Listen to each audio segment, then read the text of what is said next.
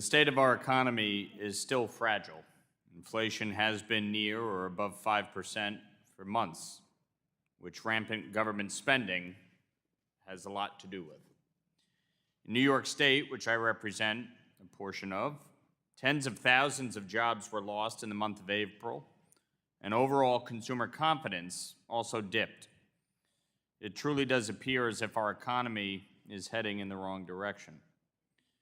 Small businesses are now facing these turbulent economic times after surviving COVID and having to contend with many regulations which could stifle economic growth, prevent entrepreneurs from achieving their full potential, and frankly, prevent folks from living out their American dream.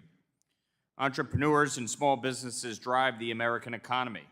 In 2019, the Small Business Administration calculated that close to 44% of our GDP was a result of small businesses.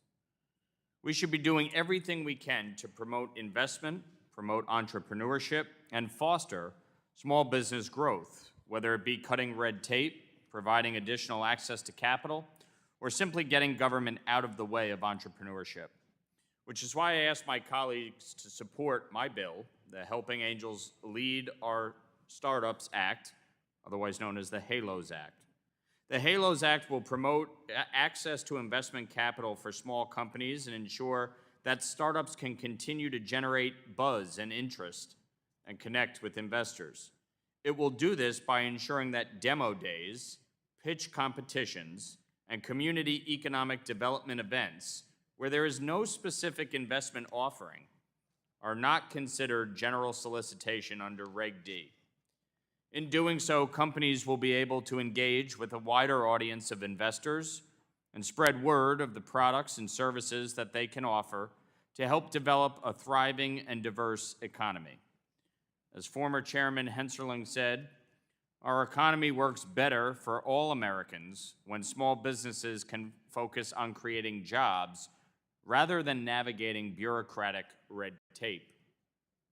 Barriers like the general compliance requirements on general solicitations can reduce opportunities for small businesses, entrepreneurs, and everyday investors, as they both soak up the amount of time and resources needed, but also deter small businesses who are afraid of unintentionally violating these laws. We have seen many successes from and since the passing of the Bipartisan Jobs Act over a decade ago that helped reduce barriers to investment. The HALOS Act is a logical next step on the long road of clarifying and modernizing rules that will enable startups to find the resources they need to grow and thrive.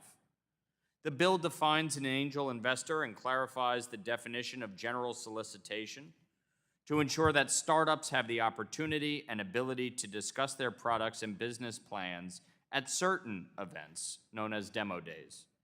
Angel investors not only play a major role in financing individuals' efforts to pursue their dream and start a business, but also often provide a wealth of advice and support to these startups.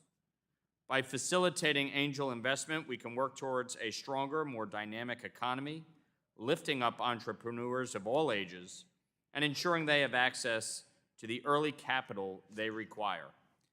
In addition to driving economic force, angel investors provide, by supporting tens of thousands of small companies per year, long-term impact can be seen as companies such as Amazon, Costco, Facebook, Google, and Starbucks were all initially funded by angel investors. By alleviating burdens on businesses, cutting red tape, and making capital raising in our public markets easier and less costly for emerging companies, not only will we be clearing the way for businesses to expand and develop, but we will also be helping to build a more diverse and inclusive universe of entrepreneurs and founders by expanding opportunities to underrepresented entrepreneurs and communities facing capital formation challenges. The HALOS Act will simply allow folks to get eyes on their businesses and potentially find the vital investor they need to succeed. Once again, I urge all of my colleagues to support this common sense and bipartisan measure to help our small businesses. I yield back my time.